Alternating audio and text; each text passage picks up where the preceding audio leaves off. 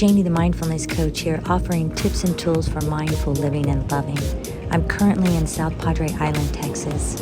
I was invited back to teach at the Rhythm and Soul Women's Retreat, and I'm super excited to be sharing my Paz Mesa experience, which means peace within. Of course, being at the beach, I wanted to take advantage of grounding and connecting with nature. I love sand, and the ocean is so relaxing. It's a great place to take in tranquility and be present in the now moment. The sounds alone, when I play with sand, are soothing. Everyone has it in them to tap into the power of peace that lies within.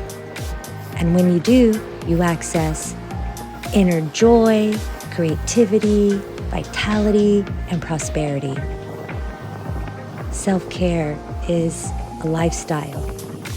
It's something we do on the daily. We can choose to be the peace we want to see in the world.